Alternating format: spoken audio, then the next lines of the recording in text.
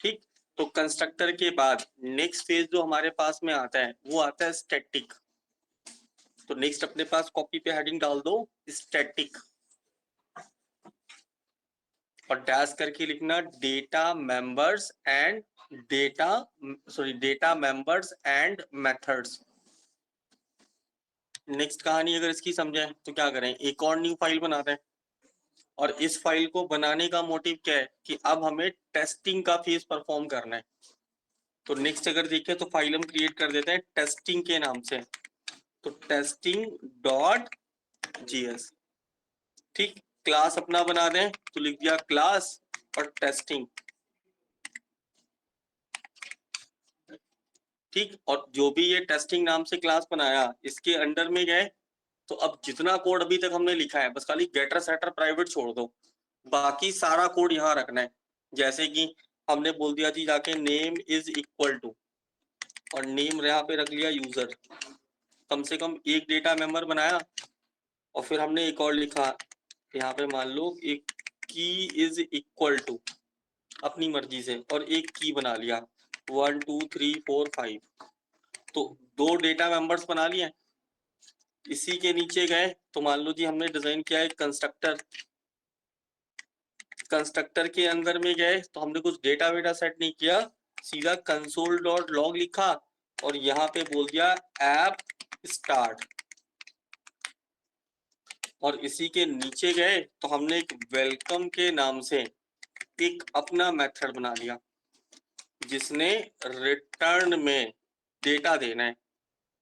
ठीक, और डेटा क्या देना है तो हमने कहा जी मान लो मेरे को की प्रिंट कराना है, तो यहाँ पे की अगर प्रिंट कराना है तो लिख दे दिस डॉट की। इतना हमने ये बना दिया, बेसिक काम कंप्लीट है। और अब हमें यहाँ पे करना है क्या है कि जैसे ही मान लो ये प्रोग्राम अगर हम नीचे एक्सेस करना चाहें तो ऑब्जेक्ट बनाना पड़ेगा, और ऑब्जेक्ट अगर हमने बनाया तो क्या बनाते ही कंस्ट्रक्टर का जो डेटा है वो प्रिंट हो जाएगा, हो जाएगा।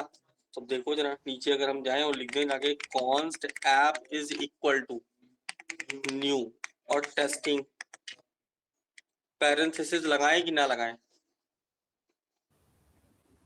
लगाने सर। नहीं लगाने हैं। पैरेंथेसिस कब लगाने हैं? जब कंस्ट्रक्टर को डेटा पास करना हो, और जब कंस्ट्रक्टर को डेटा हमने पास ही नहीं करना है तो इसको लिखने की जरूरत ही नहीं है। अगर आपको लगता है कि इन फ्यूचर पास कर सकता है तो लगाना चाहो तो लगा दो, ऑप्शनल है।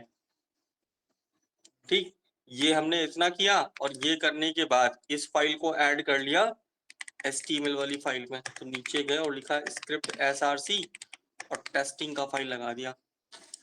रन करा लें इंडेक्स को, इंस्पेक्ट और कंसोल, आ रहा है डेटा।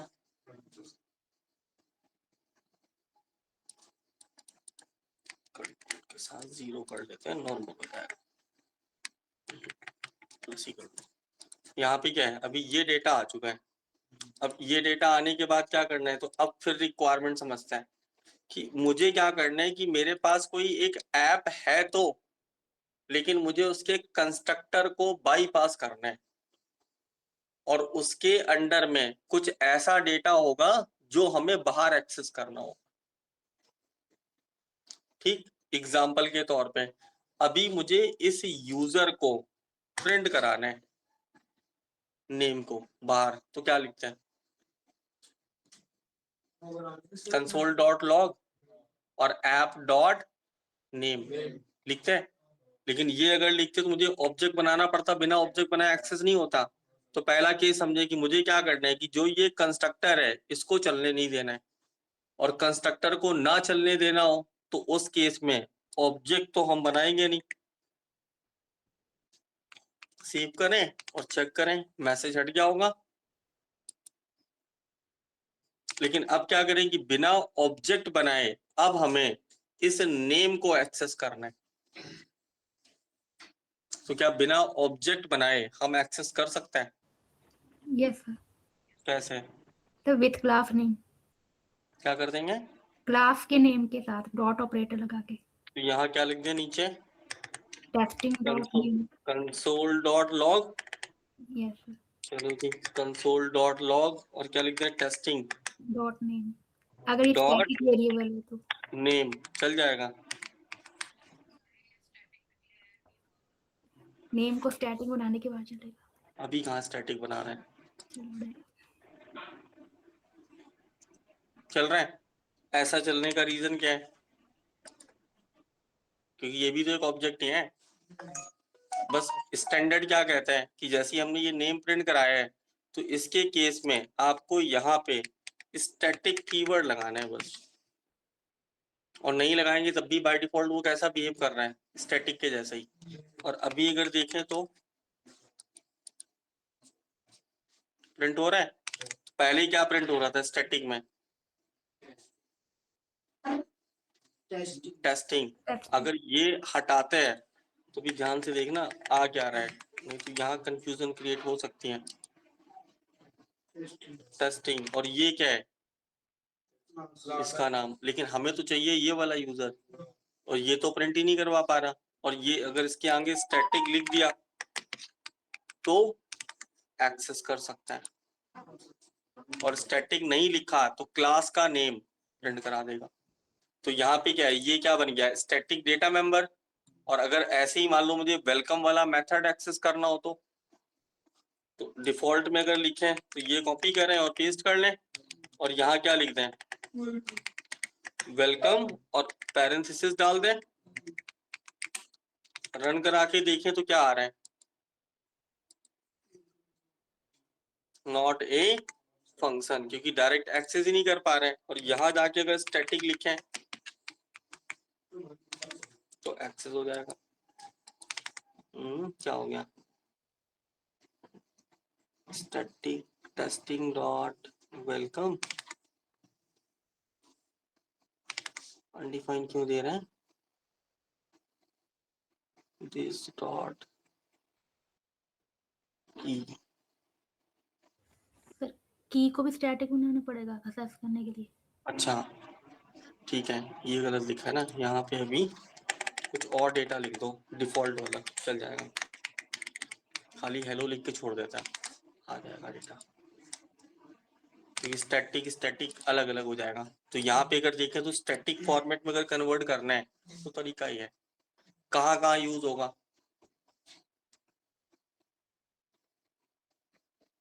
रियलिस्टिक एग्जांपल उठा लें तो पबजी सुना हुआ है, खेलते हैं लोग, कितने लोग खेलते हैं, सभी खेल लेते हैं। तो पबजी वाले में क्या होता है, जैसे आप अंदर जाते हो तो एक आता है ना वो टेस्टिंग वाला आता है, जाओ अंदर गन वन मिलती है, खूब फोड़ो फाड़ो, कुछ स्कोर स्कोर नहीं पड़ता अपना, ट्रेनिंग ग्राउंड। तो जो ट्रेनिंग ग्राउंड है वो कैसा है, स्टैटिक। और जब गेम प्ले स्टार्ट करते हो तो फिर आपकी रैंकिंग, गेम की रैंकिंग, बाकी लोगों के कंपैरिजन वो तब आता है। ठीक, तो जो चीजें हमारे पास कैसी होंगी, टेस्टिंग फेज वाली, कि मुझे पूरा प्रोग्राम एक्सेस नहीं करना है, कुछ चीजें एक्सेस करनी है, तो उन चीजों को हम स्टैटिक के अंदर डिजाइन करते हैं। नोट कर लो ये प्रोग्राम, इतना सा कॉन्सेप्ट था किसका, स्टैटिक का। ठीक, अब स्टैटिक के बाद अगले फेज पे जाता है कि अब अगले फेज की कहानी कैसी होगी। तो एक तरीके से मान के चलेंगे कि अब हमारे पास में क्या होगा कि जो हमने स्ट्रक्चर बिल्ड किया, अगर ऐसे ही मल्टीपल स्ट्रक्चर हो तो उनको उनके साथ कोलैबोरेशन कैसे किया जाए। ठीक, मल्टीपल स्ट्रक्चर का मतलब क्या है, तो अब फिर से यहीं पे गए और हमने एक और नया फाइल बनाया। ठीक, और इसका नाम हमने होल्ड कर लिया मास्टर डॉट जीएस। ठीक, अब यहाँ रिक्वायरमेंट क्या होगी कि आपके पास में एक से ज्यादा क्लासेस के कोड होंगे, जिसमें से जिसका नेम फाइल के नेम से मैच कर गया उसको तो हम मानेंगे पेरेंट, और उसके अलावा अगर और कोई क्लास का कोड लिखा हुआ तो उसको हम मानेंगे चाइल्ड। ठीक, एग्जाम्पल के तौर पे हम यहाँ पे गए और हमने एक क्लास बनाया, क्लास का नाम लिख दिया मास्टर, कर्ली के साथ नीचे गए और कम से कम एक डेटा मेंबर बना लो, तो हमने बना दिया एक data member, let sorry name is equal to, और नेम होल्ड कर दिया यूजर। ठीक, साथ के साथ एक मेथड हमने बना लिया, मेथड का नाम हमने लिख दिया मान लो जी एडमिन, ओपन क्लोज किया, नीचे गए और रिटर्न डाल दिया, रिटर्न में मैसेज लिखा हेलो एडमिन, ये बना दिया। ठीक, तो एक क्लास का काम कंप्लीट हुआ।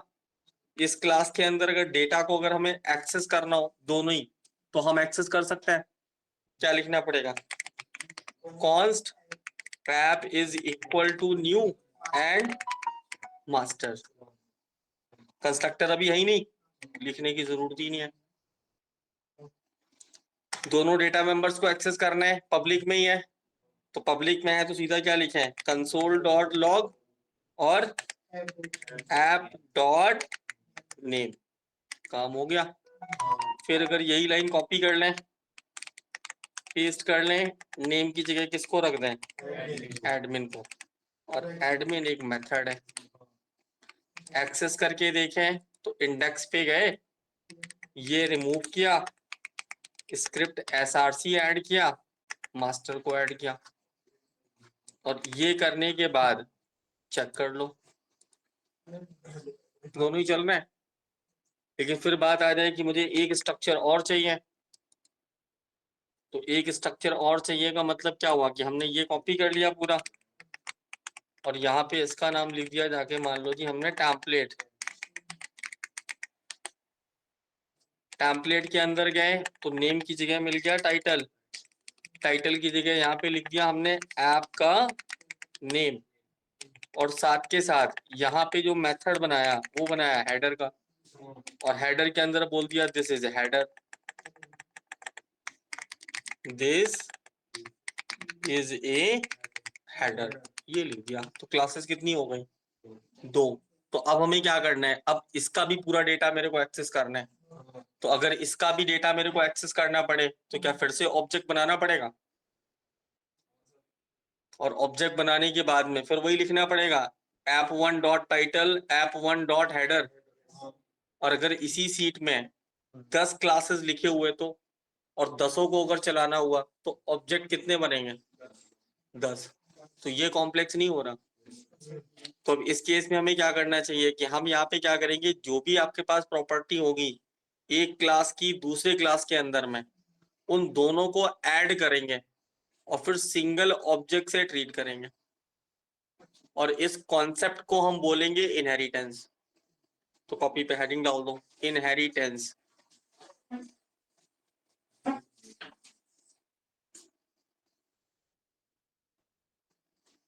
इनहेरिटेंस।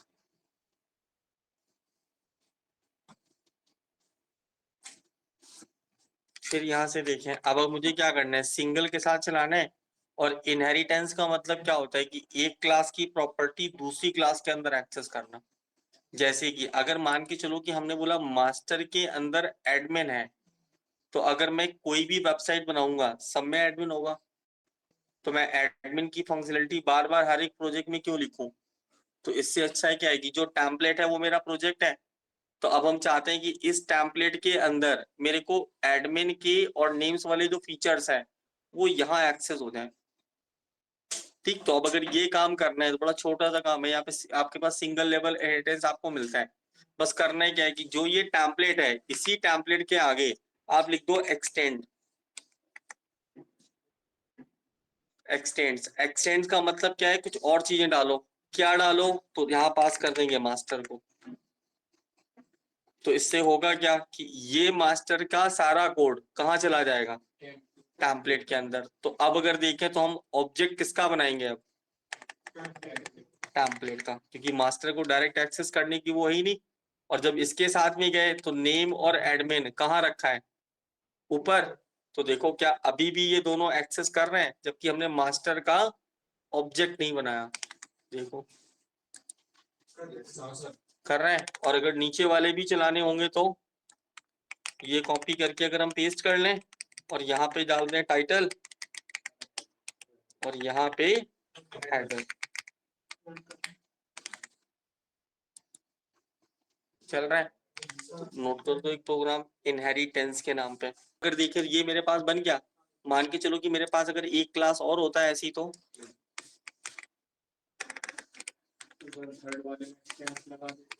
और इसका नाम हम होल्ड कर देते हैं, मान लो जी टेम्पलेट की जगह पे पोस्ट नाम रख देते हैं, आर्टिकल के लिए डिजाइन कर रहे होते तो पोस्ट की अगर हम बात करें तो फिर पोस्ट का टाइटल हो जाता है यहाँ पे, और हेडर की जगह पे मान लो जी आर्टिकल नाम का मेथड बना देते हैं। डेटा में दिस इज हेडर की जगह बोल देता आर्टिकल, और टाइटल ऐप नेम की जगह पे लिख देता मैं मान लो जी आर्टिकल हेडिंग, या कैटेगरी कुछ भी नाम लिख सकते थे। ठीक, अब इस केस में क्या है, देखो दो चीजें आपको ऑप्शन मिल गई कि अगर आपको लगता है कि इस पोस्ट के अंदर में आपको केवल एडमिन मास्टर एक्सेस करना है तो आप मास्टर को एक्सटेंड कर दो, लेकिन अगर आपको लगता है कि आपको मास्टर और टेम्पलेट दोनों को एक्सटेंड करना है तो यहाँ पे अब आपके पास मास्टर की जगह पे हमें टेम्पलेट को डालना पड़ेगा, जिससे होगा क्या कि पोस्ट के पास आएगा टेम्पलेट, टेम्पलेट अपने साथ किसको ले आएगा, मास्टर को, तो पूरा का पूरा एक्सेस हो जाएगा। बस खाली यहाँ क्या चेंज करना पड़ेगा एक लाइन के कोड में केवल, कि अब इसका नाम क्या हो जाएगा, पोस्ट। बाकी नीचे की एक्सेसिबिलिटी कैसी होगी, सेम। चेक कर लेते हैं, अगर ये दोनों चल रहे हैं तो बाकी भी चली जाएगी। तो 3 4 5 जितनी क्लासेस हैं उतनी हम यहाँ पे ऐड कर सकते हैं। ठीक, अब इसी का अगला केस अगर हम देखें तो अगला केस क्या कहता है कि मान लो अगर ये डेटा हम हटा दें इतना, और इसकी जगह पे मैं ऐड कर दूं टेम्पलेट, और फिर हो क्या कि जो पेरेंट क्लास है उसके अंदर में भी कंस्ट्रक्टर होता, और कंस्ट्रक्टर के अंदर में कोई मैसेज लिखा होता तो लिख देते console.log, और यहाँ पे लिख देते मास्टर ऑनलाइन,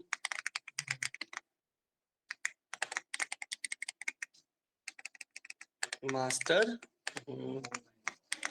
ऑनलाइन, ये मैसेज डाल देते हैं। अब अगर ये कोड रन कराएं तो क्या कंस्ट्रक्टर चलेगा, चेक कर लो, और कंस्ट्रक्टर कहाँ चलेगा, टॉप पे, चेकआउट कर लो आप, आ रहे। लेकिन फिर अगर देखें कि मान लो अगर ऐसा ही कंस्ट्रक्टर अगर नीचे वाले के पास भी होता और यहाँ लिखा होता यूजर ऑनलाइन,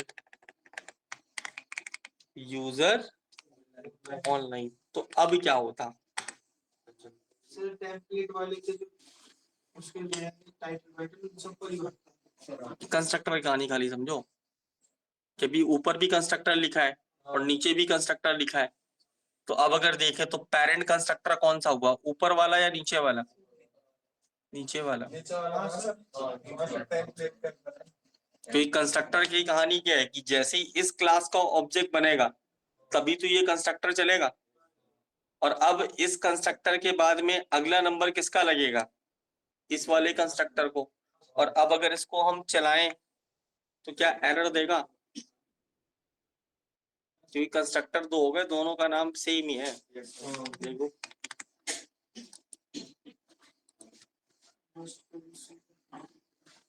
क्या लिख के आ रहा है, एक एरर निकल के आया, तो अब जो भी ये एरर आया ये भी इंटरव्यू टाइप का क्वेश्चन है।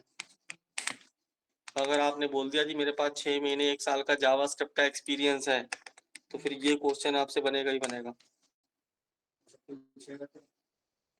यही लिख दो, आपको क्वेश्चन पता लग जाएगा क्या होगा, नोट करो कॉपी पे।